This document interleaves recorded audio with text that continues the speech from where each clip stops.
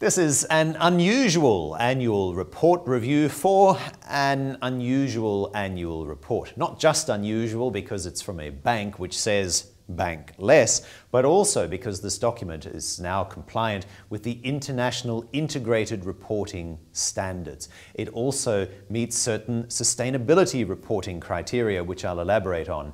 And so overall, what you get is a very different document from the one that you're used to. I'll talk you through some of the finer details. In terms of the earnings generally, you will find a lot of talk about record earnings. It's hard to find numbers in this document that actually declined.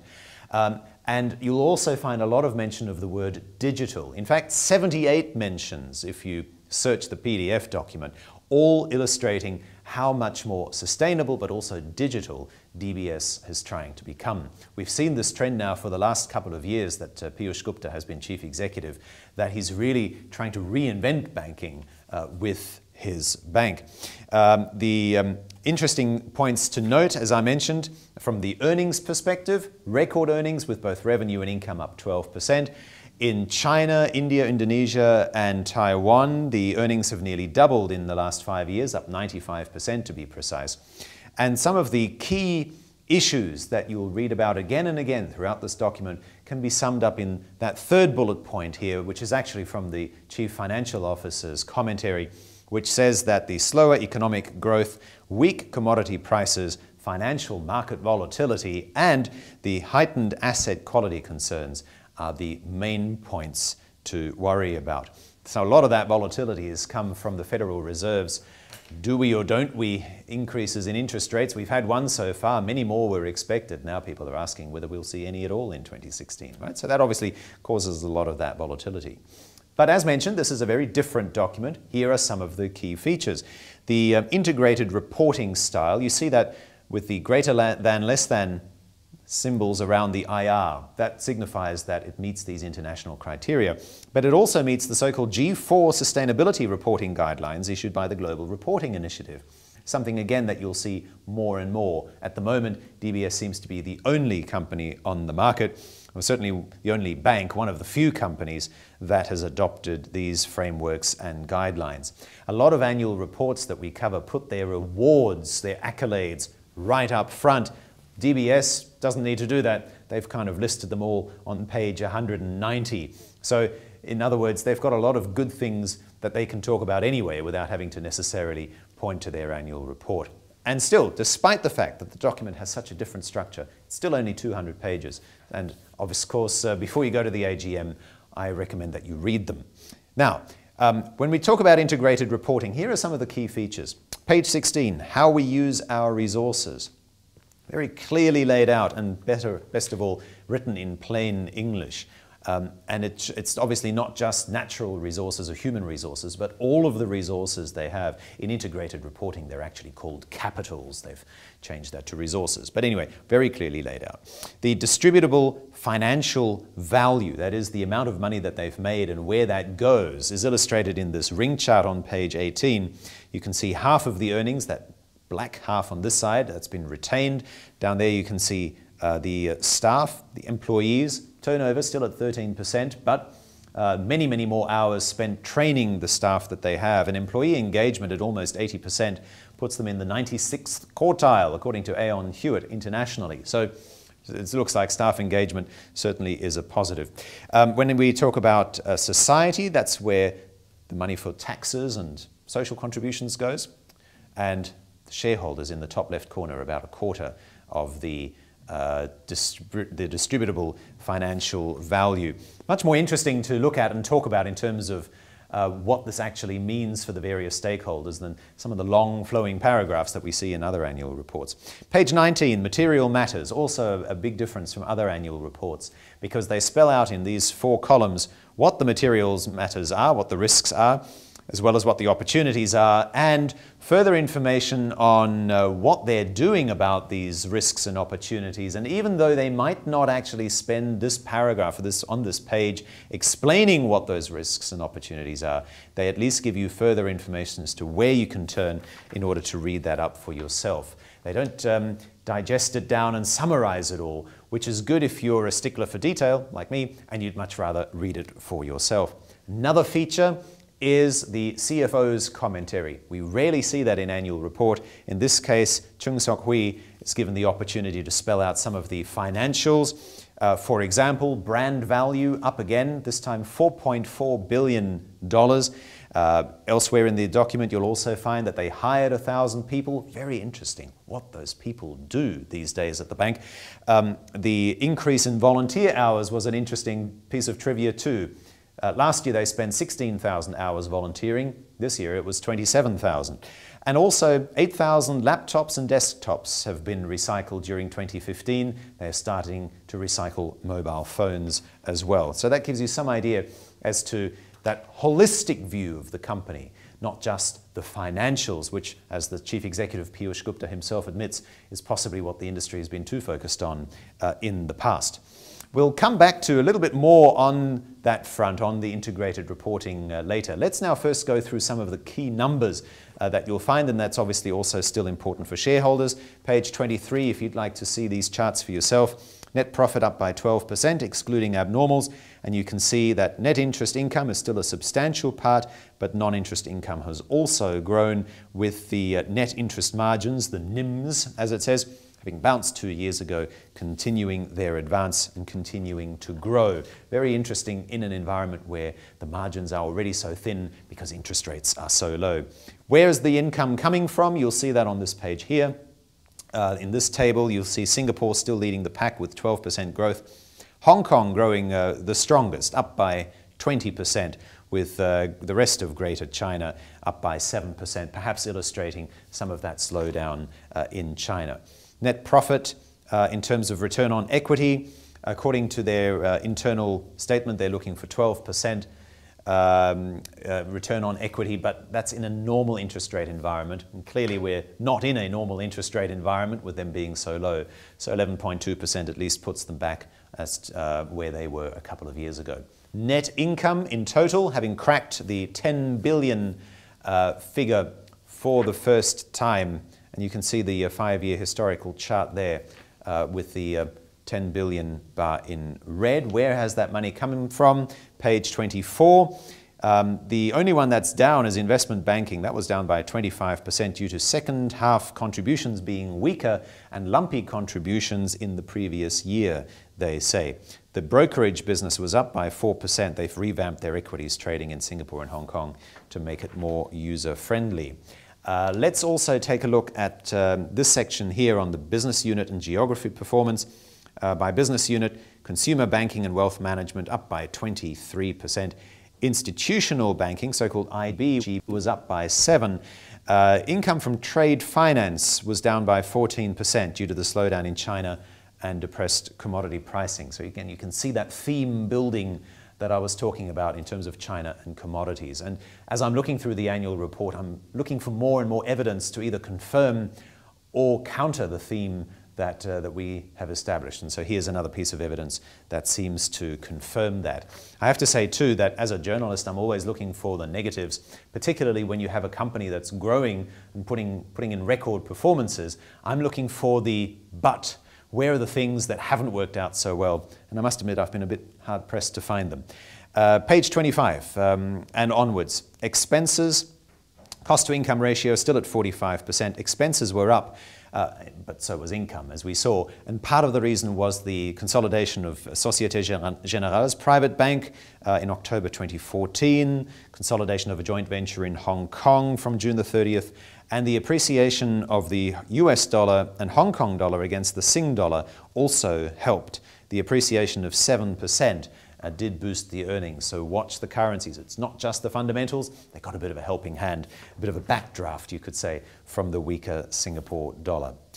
Now, a couple of the other charts that are of interest, and for that, we're going to turn to this particular page, cash and equivalents, page 133. And obviously cash is always important because companies need cash to operate. This is where it's clearly laid out where that cash is coming from. Cash on hand more than 3 billion, Non-restricted balances with central banks, and to a large extent they have to keep balances with central banks, 9 billion.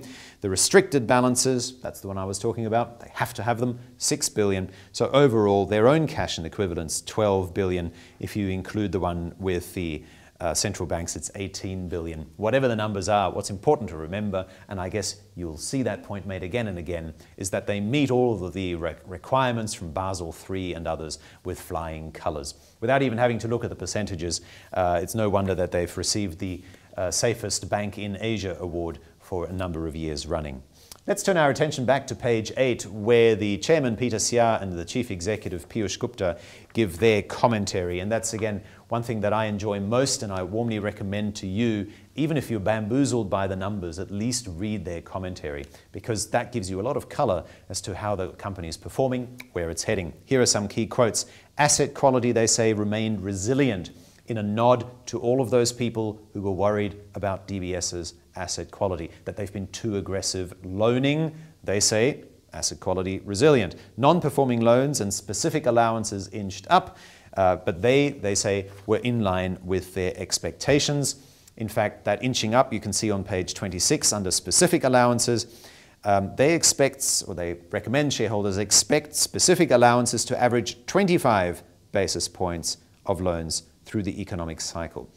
Average 25. Here we are at 19, inching up from 18 in the prior 2 years, and down from 43 back in that awful year, 2010, when we were just coming out of the global financial crisis. So I'm not quite sure what to make of that 25 basis point average. Does that mean that that's where we're headed, or that's the one that we should be looking at through the economic cycle? Well, in any case, at 19, we're below that 25 basis points. We also have the allowances and asset quality. So apart from net interest margins, the other line chart that we always look for in banks' annual reports is the non-performing loans ratio, the NPL, the ratio of loans that are not paying back as they should, and you can see that that has largely remained flat.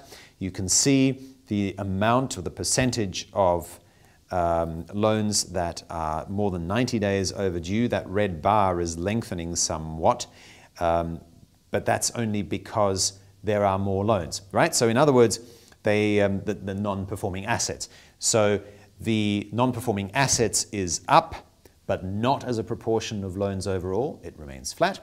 And the amount of loans that are not overdue, I beg your pardon, that are overdue by more than 90 days has actually shrunk. So please be sure to read the number. Even though the red bar has grown, the percentage has actually shrunk. So again, when I'm looking for trends, this seems to validate that the non-performing assets is currently being held in check. Now, in terms of the risk factors, page 91 for geographic and industry risk, if you'd like to look this up in your own copy of the annual report, you'll see a couple of charts. Here's one, the geographic concentration. You can see that Singapore is still makes up half of where their loans are going. And by the way, that's half according to where their customers are incorporated, even though the money might be used elsewhere.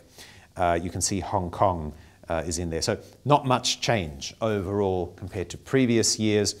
In terms of China, which is of course one area that might be of concern, as well as the commodities sector, they point out that they've reviewed several portfolios, including China, commodities, oil and gas, and residential exposures, and they say that they are satisfied that potential losses, even under stressed conditions, are manageable. So just a few words there in the Chairman and CEO's statement that put paid to the concerns about China and commodities having a big impact on DBS's earnings. Special mentions, if we want to have a little bit more evidence to whether or not their loan portfolio is resilient, here's some more evidence to confirm or detract from that trend. You decide. Page 157, that's where you'll find special mentions, which is in essence loans which are not yet impaired, don't look like they're in too much trouble, but perhaps not being paid as quickly as they would like. And while you probably can't see all the numbers in these two tables with all these rows of numbers, in essence what you'll find when you look this up for yourself on page 157 is that there is very little difference, very little change in terms of whether customers are paying back their loans on time. A couple of words on the outlook. 2016 will not be easy. Global growth is likely to be slower. And of course, they'll have to stay nimble and focused. They always have to say that, but I guess the key word there is 2016 will not be easy. In terms of their transformation, I also thought this was quite an interesting comment. You can tell that whoever wrote this has a sense of humor. We recognize that joyful banking would traditionally be seen as a contradiction in terms, but we're convinced that the holistic embrace of this mission can produce path-breaking results. And by joyful banking, they really mean that they want their staff to reimagine what it's like being a customer. They say as much. The bank is running more than 1,000 experiments, giving their people the exposure they need to innovate as a bank, to create a fintech-like workforce. I mentioned earlier they hired 1,000 people and they're giving them very interesting things to do. Everybody is being encouraged to think like a fintech, like a financial technologies company that's consumed with reimagining the customer experience. So at a time that a lot of technology companies are increasingly acting like banks, this bank is increasingly acting like a technology company. The CEO reflections, page 12. I love these little reflections and interviews with the CEO, because while the chairman's statement tends to be very formal and they really watch their P's and Q's, usually the CEO's statement has a little bit more color. We can get a bit more of a sense of where things are actually going. Piyush Gupta says, fintechs are beginning to unravel the financial services value chain, and we need to be able to respond. He says they haven't been able to respond as well as they would have liked. Done well compared to their traditional counterparts, but not as well as they would have liked. And incidentally, the same goes for China.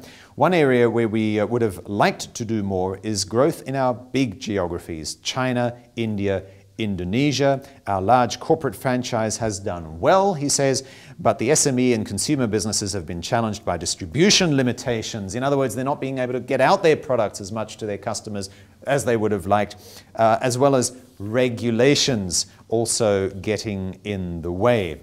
Piyush Gupta also doesn't mince his words when it comes to China. In an effort to subdue the volatility that we've seen in China now on 2 separate occasions in the last 2 years, very big bouts of volatility that we have, the Chinese have relied on policy measures that are sometimes misguided and often unclear. This risks a loss of market confidence, and it is therefore quite easy to be caught on the wrong side of the economic turbulence. On the supply side of the restructuring of the Chinese economy, he says that SOE reform will result in heightened levels of counterparty risk and higher corporate default. Couldn't put it more plainly than that. It is imperative to know who to deal with. So those are some of the comments from the CEO's desk, the specific commentary where he can pretty much write whatever he wants to. It's not the formal chairman's statement. And by the way, one other thing that I found of interest is the salary scale. That's always something that people ask, perhaps less of DBS because the bank's performing so well. But if you're really interested, you can turn to page 73, where you can see how much Piyush Gupta earns. What's noteworthy is that they've disclosed his remuneration down to the last dollar. And while they haven't disclosed anybody else's, except to say that they earned in total almost $56 million, it is noteworthy that the CEO, who is frequently the one whose salary is not disclosed, only in bands, actually we get to see it right down to the last drop. The annual general meeting. Here are the details for DBS. Make sure you read the annual report. Should that be integrated report, sustainability report, all together in one document. It is a sight to behold.